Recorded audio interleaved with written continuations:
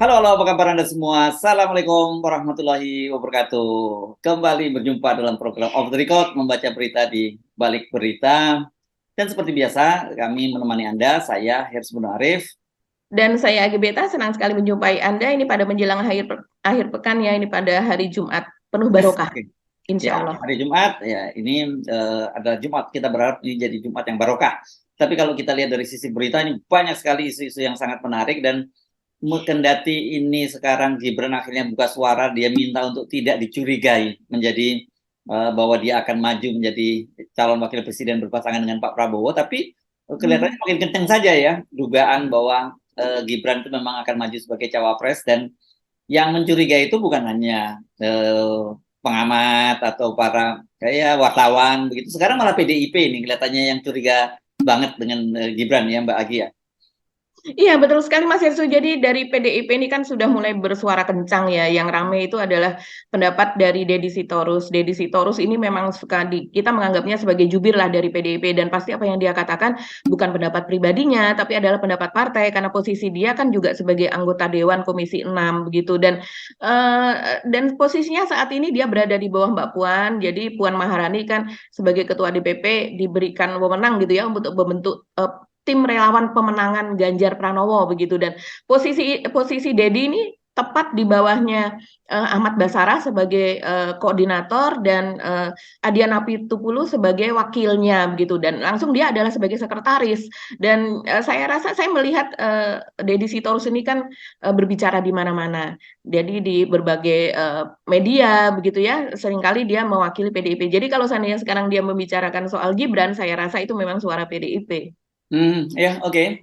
Nah, soal itu yang lain apa yang menarik kita bahas? Soal stupid kemarin tuh masih ramai juga ya soal soal bahwa banyak sekali ke stasiun kereta cepat itu yang nggak punya akses ke jalan tol dan jalan raya, juga soal LRT yang sekarang akhirnya kemarin yang Anda kan bahas soal long span itu ya, soal yang itu kemudian sekarang mereka buka buka suara bahwa ya tidak mau disalahkan lah dalam soal pembuatan long span yang dianggap membahayakan kereta kalau dalam kondisi yang cepat gitu, jadi harus lewat jalan itu yang kita sebut gremet gitu jalannya ya Mbak ya.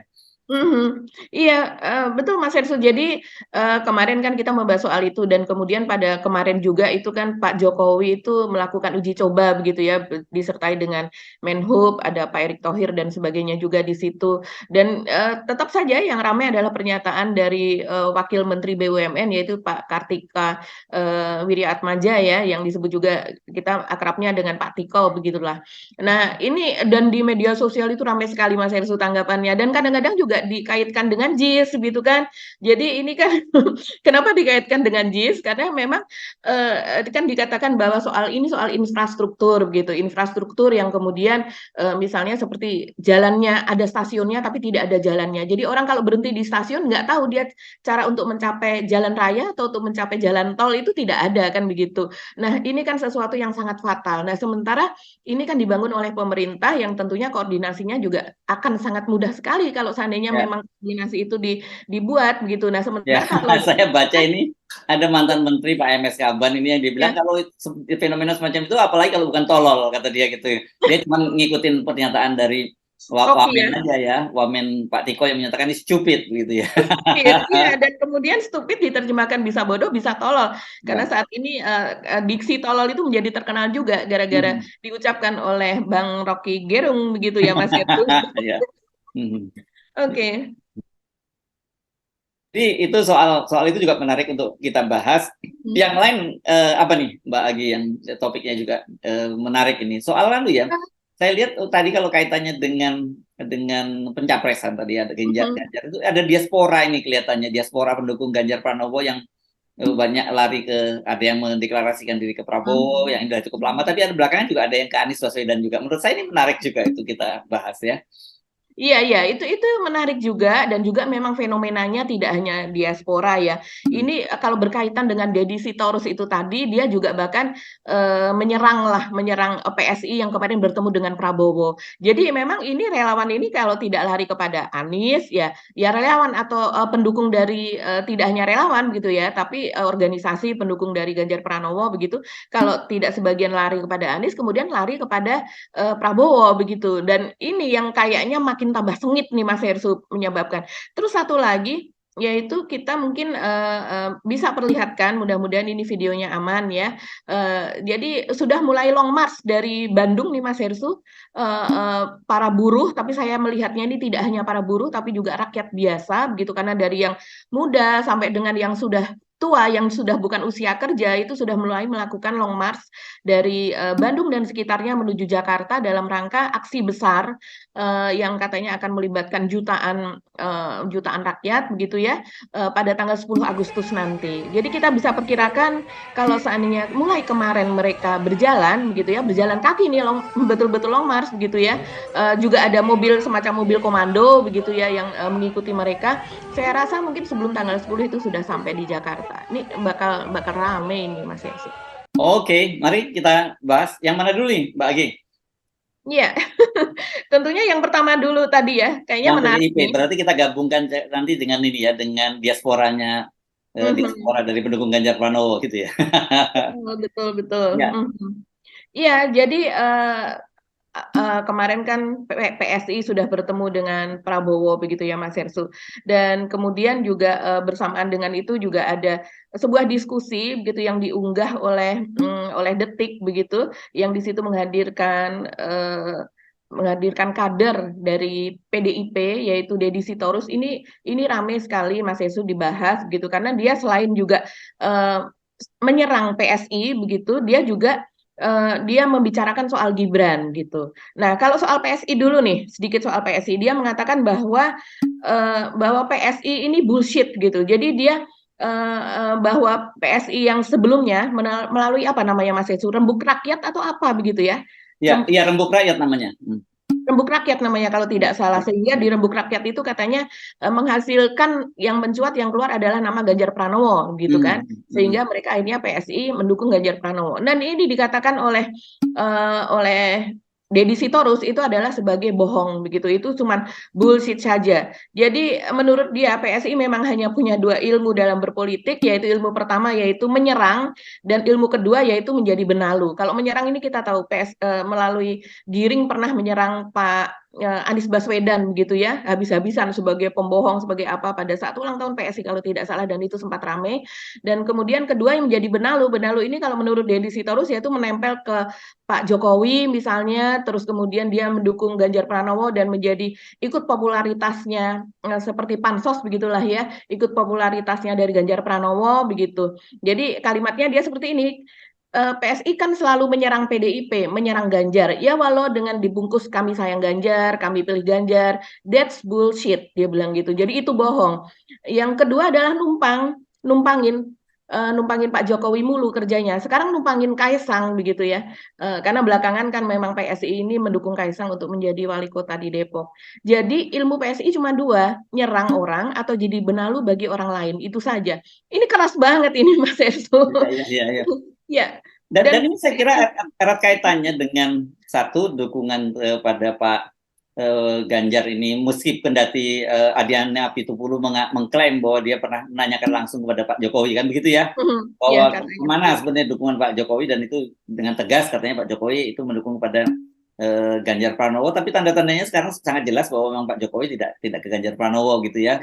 Dan yang lebih menarik memang selain tidak ke Ganjar, ini Pak Jokowi juga sedang kelihatannya sedang mendorong Gibran untuk menjadi calon wakil presidennya, dan ini yang juga diserang oleh Deddy Sitorus ya Mbak ya, karena dan nggak terlalu salah juga kalau Deddy Sitorus mencurigai itu, karena wakil ketua Mahkamah Konstitusi saja Saldi Isra meskipun tidak secara langsung menyatakan itu, dia juga curigai, dia bertanya apa ini ada kaitannya dengan Pilpres, kenapa baru dilakukan sekarang gitu, kenapa umurnya cuma 35 nggak 25 sekalian. Ini kan sebenarnya halus saja Mas Saldi Isra ini menyindir, kan nggak mungkin sebagai hakim Mahkamah Konstitusi dia menyatakan bahwa ini karena kepentingan Gibran, kan nggak mungkin seperti itu. Tapi kita tahu arahnya kemana kan gitu ya. Iya, betul sekali. Dan ini kan sudah juga dimuat di situsnya Mahkamah Konstitusi ya, Hmm. mk.id atau apa begitu. Jadi di situ pernyataan dari atau kesaksian lah begitu yang pendapat dari Habibur Rahman. Habibur Rahman ini dari Gerindra dan dia saat ini menjabat sebagai Wakil Ketua Komisi 3, Komisi Hukum begitu ya. Ya, ya. Dan dia dia kan dari Gerindra ini ada kepala daerahnya begitu yang juga menggugat begitu. Jadi dia Ya, kan ya. memang ini memang suara Gerindra ini untuk menurunkan usia cawapres dari 40 ke 35 dan kita juga sudah mendengar bocoran bahwa Pak Prabowo sebenarnya sudah pernah meminta begitu kepada Gibran gitu bahwa bagaimana kalau seandainya menjadi capres dari Pak Prabowo begitu. Cawapres maksudnya. Maksudnya menjadi cawapres dari Pak Prabowo, tapi kan memang tentu saja tidak bisa karena kan ada persyaratan usia 40 tahun itu tadi sehingga kemudian lewat PSI dan lewat Gerindra dan lewat Partai Garuda begitu itu digugat. Ya, Jadi dan itu dimuat di situsnya MK begitu Mas Irsu bahwa dari DPR menyerahkan kepada MK untuk ya. Dari terserah kepada DPR dan MK. pemerintah, dari DPR dan pemerintah sebenarnya yang Iya, iya, dari DPR dan pemerintah ya. tentunya. Jadi ini memang tinggal hanya berapa persen saja bahwa ini akan disetujui soal penurunan usia menjadi 35 tahun tersebut. Ya, dan kemudian tanda-tanda itu semakin kuat ketika akhirnya PSI kan ke Pak Prabowo kemarin kan mendatangi PSI gitu ya, bertemu dengan PSI dan meskipun tidak ada pernyataan tegas dari PSI akan mendukung Pak Prabowo, tetapi sinyal-sinyalnya kuat sekali. Dia memberikan lukisan Pak Jokowi merangkul Pak Prabowo, kemudian dia menyatakan bahwa dia tegak lurus kepada perintah Pak Jokowi, ya arahan Pak Jokowi. Ya ini sebenarnya sinyalnya jelas semacam itu kok gitu ya. Dengan jadi ya nggak terlalu berlebihan kalau sekarang ini kemudian Gibran menyatakan ya jangan dicurigai. Ya orang nggak dicurigai gimana ya, nggak curigai kok kita cuma ngomongin faktanya saja gitu ya. Kan gitu. Ya, dan dari Deddy Sitorus sendiri juga dia mengatakan bahwa ya bagaimana mungkin seperti Mas Hersu bahwa banyak orang curiga gitu ya. Kata Deddy Sitorus juga dia tidak pernah menolak untuk dicalonkan menjadi cawapres gitu. Ini kan berarti suara PDIP begitu melihat Gibran ya selama ini tidak pernah menolak. Dan kemudian Gibran mengatakan terus aku kudu piye gitu. Terus aku harus bagaimana begitu kan. Tapi memang Gibran kan tidak pernah menolak secara tegas begitu. Dia hanya mengatakan ya kan usianya tidak masuk. Aku kan masih kecil, aku kan bocah ingusan, seperti itu begitu Mas Hersu. Jadi memang Gibran sendiri juga, nah ada satu acara juga di Jawa Tengah begitu ya, ketika Gus Miftah ini kan dipandang sebagai ustadz lah untuk kalangan misalnya seperti kalangan PDIP dan juga pendukung Ganjar misalnya kayak begitu ya, ini selebritis gitu ya. selebritis gitu kan, dia endorse-nya sering, maksudnya dia sering mengisi acara-acara tersebut begitu, dan dia memperkenalkan Gibran ini sebagai cawapres gitu, calon dari cawapres gitu, dan itu acara dihadiri oleh dari usia SMP sama dengan perguruan tinggi yang kita tahu bahwa itu adalah calon pemilih pemula lah begitu ya, walaupun Gibran di situ ya gitu kan, tapi Ini memang Gus Miftah ini maksudnya bukan Gus anak Kiai ya, namanya Agus Miftah mungkin maksudnya ya. Saya lupa nama aslinya Mas Irsu. Dia memang dari Lampung dan kemudian kalau kita telusuri begitu memang bukan anak kiai. Jadi biasanya Gus kan anak kiai Biasanya ya. anak kiai kalau Gus. Saya menduga mungkin namanya Agus Miftah. Saya nggak begitu kenal ini ya, tapi karena setahu saya kalau dia memang berasal dari Lampung, bukan kiai NU yang panggilan Gus itu memang untuk anak-anak kiai gitu ya. Kiai. Kalau saya rasa dia karena dia punya pesantren gitu ya, pesantren cukup besar gitu di Jogja kalau tidak salah ya, pesantren. Nah mungkin biasanya kalau pemilik pesantren disebutnya sebagai kiai atau apa, tapi dia karena masih muda begitu dia mengambil nama Gus tersebut. Yes, oke. Oke, jadi dari situ aja kita mulai semakin tahu seperti apa itu, dan apalagi kemarin kita juga bahas bagaimana hubungan antara PSI dengan Pak Prabowo itu dulu kan seperti minyak dengan air ya. Yaitu waktu pelantikan Pak Jokowi kalau nggak salah Grace Natali itu juga atau Pak Prabowo yang menolak bersalaman dengan Grace Natali. Saya lupa persisnya. Iya, iya, betul sekali. Jadi ketika itu memang pelantikan ada di gedung DPR MPR begitu, dan Hmm. kemudian Pak Prabowo menghadiri, dan kemudian dia menyalami semua orang begitu, yang juga dia menghampiri, dan kemudian orang-orang juga menghampiri dia begitu. Waktu itu videonya sempat viral tuh Hmm. selama sekian detik begitu kan, dan situ terlihat bahwa ketika dia habis menyalami orang-orang, kemudian Grace Natali dan ada dua wanita di dekatnya dia, kalau tidak salah Asma Nadia dan siapa, dari Demokrat, istri dari politisi Demokrat, saya lupa itu Mas Hersu. Dan kemudian Tanzil Tanzil siapa ya Mas Hersu dari Demokrat, pokoknya perempuan. Dan kemudian Pak Prabowo menyalami, tapi ketika Grace Natali itu bersiap untuk menyalami, dia seperti menghindar dan menyalami yang lain, dan itu Itu kayak sempat Ibu Megawati dengan dulu ya, dengan Pak Surya Agus Paloh. Harimurti dan Pak Surya Paloh ya. Iya, betul betul sekali. Jadi itu sempat ramai karena memang sebelumnya kalau tidak salah itu memang sempat ada dari PSI itu membuat piagam penghargaan untuk kebohongan atau apa begitu ya, yang sempat ramai itu juga viral juga. Jadi mungkin memang ada ganjelan yang sangat kuat ketika itu. Tapi itu semua kemudian luluh ketika kemarin Pak Prabowo beserta jajarannya dari DPP Gerindra gitu datang ke markas atau kantor Menemui DPP, bocil-bocil ini ya. ya bocil-bocil ini, dan kemudian itu saya rasa ini menjadi salah satu juga makin kuat penyebab kongsi dari para buzzer ini pecah Mas Irsu kalau saya lihat. Hmm. Jadi mereka yang tadinya bersatu begitu ya, taruhlah misalnya di geng Cokro begitu kan, itu ada cuitan dari Denny Siregar, ini salah satu yang apa namanya, yang salah satu yang tua lah kalau di antara mereka begitu ya. Jadi sebenarnya yang lain kan banyak yang lebih muda, dan dia bilang bahwa ya sekarang kurang lebih narasinya adalah sekarang ini mereka tegak lurus, bilangnya tegak lurus kepada Jokowi begitu kan. Jadi sini saya bacakan saja. Semua yang bilang tegak lurus pada Jokowi sebenarnya hanya kamuflase untuk mendukung Prabowo, tapi menyembunyikan hasratnya sampai kelak terbuka topengnya. Ini tipikal orang-orang yang menggelikan buat saya, karena dalam hidup saya diajari oleh orang tua dan sebagainya seterusnya.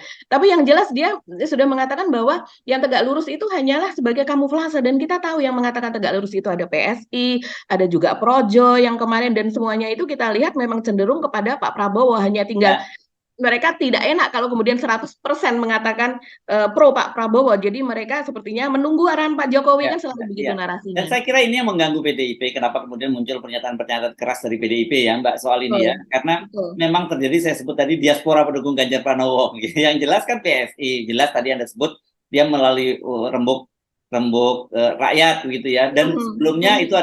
ada Joman yang tadinya menjadi Betul. Mhm, Jokowi mania, itu kan menjadi mhm, Ganjar Pranowo mania kan tadi diubah. mhm. Iya, Tiba-tiba dia iya. lari ke Pak Prabowo. Itu paling paling awal nih. Dia jadi kelihatannya yang jago membaca tanda Pak Jokowi akan pindah duluan itu Joman ya. Sekarang dia jadi paling awal itu. Kemudian ya tadi PSI, terus banyak lagi buzzer-buzzer lain, dan memang tapi ada juga Serikat Pekerja Nasional misalnya yang tadinya mendukung Ganjar Pranowo itu sekarang lari ke Anies Baswedan. Jadi memang ada yang lari ke Anies, ada lari ke Pak Prabowo, tapi mayoritas yang terafiliasi dengan Pak Jokowi itu ya larinya ke Pak Prabowo Subianto. Dengan cara begitu saya kira kita tidak bisa menafsirkan lain, ya memang Pak Jokowi sekarang sudah melarikan dukungannya kepada Pak Prabowo. Prabowo. Kendati ada sebuah survei, ini lucu juga, ini surveinya SMRC kan menyebutkan bahwa publik menilai bahwa dukungan Pak Jokowi itu ke Ganjar Pranowo gitu. Saya jadi bingung juga, publik yang mana nih ya?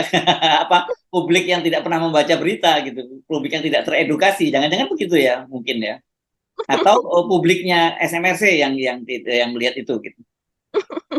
Iya, iya, ini kan kalau kita melihat para lembaga survei ini kan, aduh, habis nemplok sana, nemplok sini, begitu kan Mas Hersu ya. Yang tadinya SMRC ini kan memang kita melihat suaranya adalah kepada Ganjar terus ya. Sekarang Ya, memang dan di masa lalu kan pernah SMRC pernah ada masalah kan dengan Prabowo ya, waktu betul, waktu betul. di Banten ya, nggak salah saya lupa apa ya, pokoknya kampanye menolak Prabowo kan pada waktu itu ya, bos SMRC ini Saiful Mujaninya ya.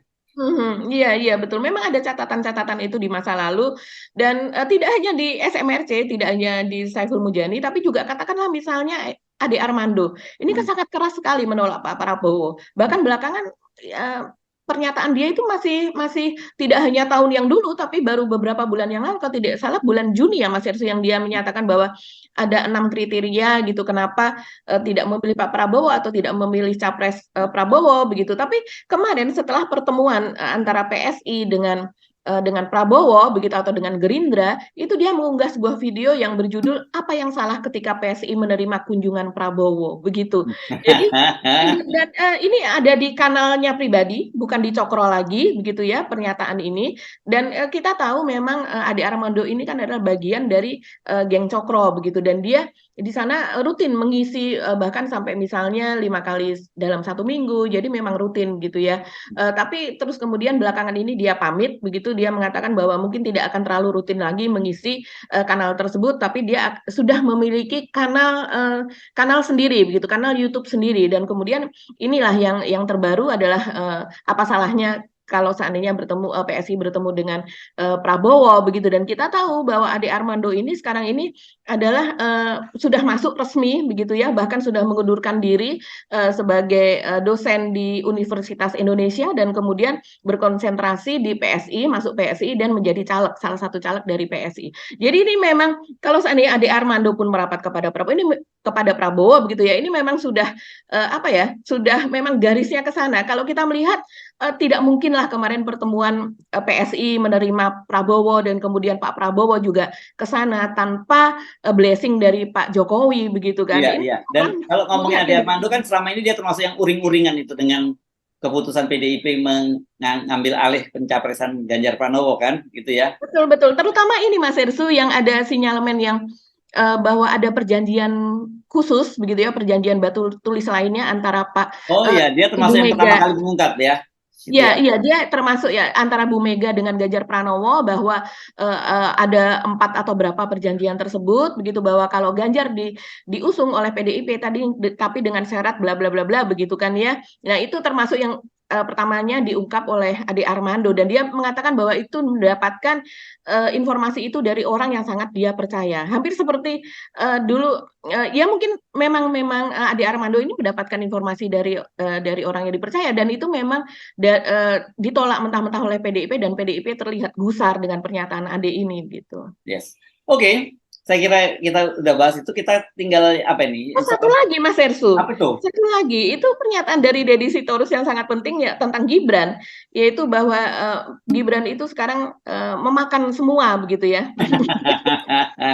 Wah, kalau makan semua itu apa istilah kalau binatangnya itu ya?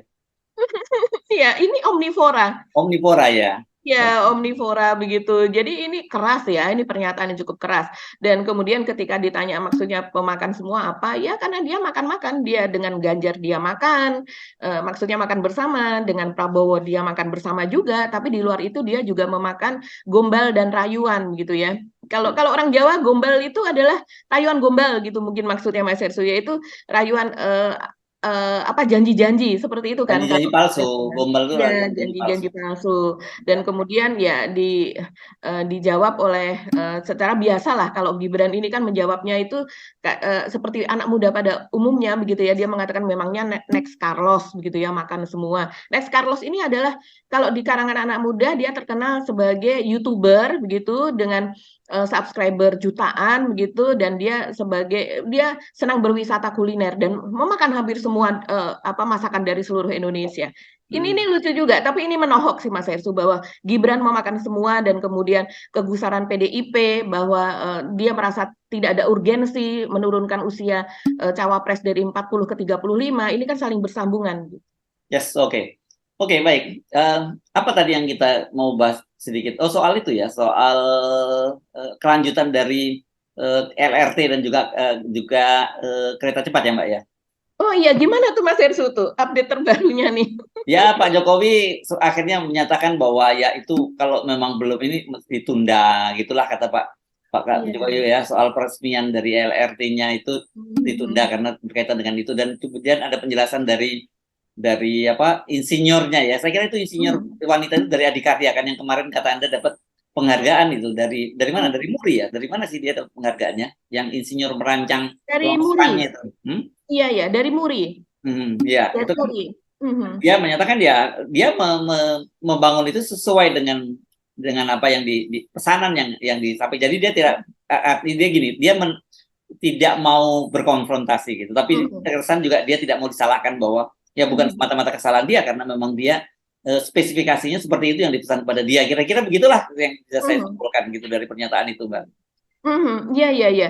Jadi memang ini, bahkan kemudian juga orang melihatnya sebagai, ayolah begitu, para pendukung Pak Jokowi ya, mereka mengatakan bahwa, ya ini kan karya anak bangsa begitu, karya anak bangsa dan kemudian dilakukan oleh wanita-wanita dari Bandung begitu ya, ataukah dia dari apakah dari ITB ya kalau disebutkan dari Bandung begitu, Iya, yang ya, kemudian dari ITB itu, Mbak. dari ITB ya, dan katanya, ini memang Eee, pernyataan awal-awal itu kenapa ini di apa ya, diapresiasi begitu karena ini Longspan ini adalah sebuah jembatan panjang di mana di sekitarnya itu ada flyover apa dan sebagainya sehingga tidak bisa diletakkan tiang-tiang di situ sehingga ini adalah sebuah jembatan panjang tanpa tiang penyangga begitulah, tiang penyangga. Jadi, itu yang diapresiasi adalah itu, bahwa ini adalah karya anak bangsa seharusnya diapresiasi. Menurut Pak Jokowi juga demikian, Pak Jokowi mengatakan bahwa, ini karya anak bangsa, dan kemudian kita harus apresiasi dan kemudian juga ini,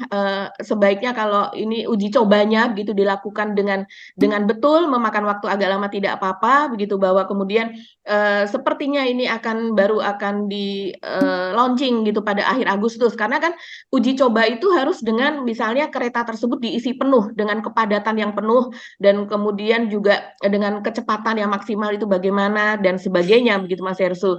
Tapi ini kemudian juga, rame juga seharusnya Pak Jokowi mengatakan begitu juga ya ketika JIS itu dipersekusi begitu. Hmm. Ketika JIS dipersekusi bahwa JIS itu kan karya anak bangsa, bahkan Ya, 100% harus karya anak begitu ya. bangsa. Ini Desainnya, pembangunannya, bagaimana mengangkat untuk atapnya yang sekian sekian ribu ton begitu ya katanya, dan, itu baru pertama kalinya terjadi juga. Tapi ketika itu kan itu tidak ada pembelaan dari pemerintah ya, atau ya, malah ya. justru pemerintah yang menggulirkan apa namanya, isu-isu tersebut karena dengan adanya pemeriksaan rumput dan sebagainya. Padahal pemeriksaan rumput kalau dibandingkan dengan jembatan Longspan ini tentu sesuatu hal yang menurut netizen itu sesuatu yang remeh begitu ya Mas Hersul. Bisa Ya, bisa di ini maksudnya, bisa diakalin atau bisa dirawat atau bisa diganti begitu. Sementara kalau tiang, atau jembatan Longspan yang udah jadi ini kan mau tidak mau kalau seandainya betul terjadi salah desain seperti yang dikatakan Pak Tiko begitu,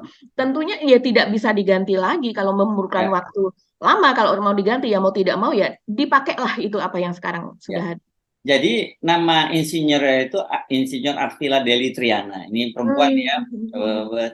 Dia menyatakan bahwa dia membangun Longspan itu sesuai dengan spesifikasi yang didesain oleh Direktorat Jenderal Kereta Api di bawah Kementerian Perhubungan. Jadi kata dia yang harusnya yang menjawab soal itu adalah Direktorat Jenderal Kereta Api dan di Kementerian Perhubungan karena kata dia membangunnya sesuai dengan desain dan struktur yang dibuat oleh Direktorat Jenderal Kereta Api gitu. Jadi ya dia tinggal ngikutin aja seperti itu. Jadi bukan dia yang membangun kan dia desain dan strukturnya dibangun dan dia tinggal membangun long span-nya gitu loh, Mbak. Ini menurut Dia saya dia arsiteknya ya, dia ya desainernya. gitulah kira-kira. Mhm. Tapi menurut saya memang jangan masuk wilayah goreng menggoreng ya. Saya sih Mhm. sepakatnya yang seperti ini kan gitu. Saya sepakat Mhm. juga tadi ya semua kalau karya anak bangsa ya mesti di apa dihargai gitu ya. Dan kalau Mhm. kemudian ada persoalan ya dilihat soal jangan jangan cenderung kemudian bully kemudian ini Mhm. dihadap-hadapkan antara LRT dengan JIS gitu. Ini nggak sehat juga sih kalau menurut saya kalau terjadi hal semacam itu gitu loh Mbak Agi ya. Mhm. Mhm. Semuanya harusnya JIS-nya juga jangan dipersekusi, ini Mhm. juga LRT-nya juga, Betul. juga jangan dipersekusi gitu. Iya, ini kan soal keadilan dan soal fairness ya. Ketika kemudian tidak terjadi keadilan dan itu terbuka secara mencolok begitu di publik dan kemudian itu selama berhari-hari tidak jam berhari-hari tapi berminggu-minggu itu kemudian menjadi bahan gocekan di apa media sosial, ya itu menjadi tidak sehat begitu. Sehingga Hmm. ketika terjadi hal ini diungkap sendiri oleh wamen dari BUMN begitu, ini kemudian ya kemudian menjadi isu yang hot begitu ya. Dan saya sih khawatir begitu ya, banyak netizen yang khawatir, waduh ini padahal maksudnya Pak Kartika itu adalah untuk jujur saya rasa ya, karena dia memang di wamen dari Menteri BUMN ini kan ada tidak hanya Pak Kartiko aja, jadi ada wamen yang lain juga, dan tapi Pak Kartiko ini diserahin untuk mengurus apa BUMN Karya, terus apalagi, jadi memang sudah ada tupoksinya dia apa saja. Jadi walaupun Pak Kartiko ini kalau tidak salah bidangnya adalah akuntansi gitu ya, tapi dia memang mengikuti dari awal pembangunan ini, sehingga dia akan membuat semacam project management officer kalau tidak salah disebut PMO atau apa begitu, yang dia bilang di antara perusahaan yang membangun LRT ini sebelumnya tidak ada integrator atau tidak, kalau mungkin kalau di partai saya mungkin melihatnya sebagai sekber begitu ya, sekretariat bersama yang menghubungkan antar partai tersebut. Nah, itu tidak ada sehingga mereka Ya. jalan sendiri-sendiri. Jadi ketika ini dikatakan kemudian ada penolakan, oh tidak, dari Menhub kan juga Pak Budi Karya sudah ada jawaban bahwa itu tidak salah desain, tapi itu adalah yang optimal yang bisa dilakukan. Memang tidak bisa melakukan maksimal, tapi ini optimal begitu Mas Herso. Oke, tapi menurut saya ini karena LRT ini kalau ya ini kan untuk keselamatan rakyat pengguna dan sebagainya. Jadi jangan hanya berhenti pada bully membuli, tapi ya memang kalau ada hal-hal yang memang tidak secara teknis, apalagi dari sisi keselamatan untuk yang perlu diperbaiki ya segera diperbaiki, karena ini berkaitan dengan keselamatan transportasi publik itu ya Mbak ya. Betul, saya rasa juga suara dari Pak Wamen, Pak Tiko itu juga berkaitan dengan itu soal keselamatan, dan dia juga saya rasa itu autokritik lah begitu. Yes, oke. Karena berkembang di netizen takut Pak Tiko ini kemudian akan dia kan kayak di Bung Rocky Gerung kan gitu ya. Iya. Karena dia menggunakan kata akan direshuffle begitu. Yes. Oke, Bagi kita akan ketemu lagi pekan depan ya. Waduh, nggak kerasa ini ketemu sepekan cepat sekali bersama Anda ya. Nggak sabar untuk bertemu lagi dengan Anda sampai akhir pekan ya. Saya Subun Arif. Dan saya Agi Beta, terima kasih atas perhatian Anda. Tetap salam 0%. 0%. Assalamualaikum warahmatullahi wabarakatuh.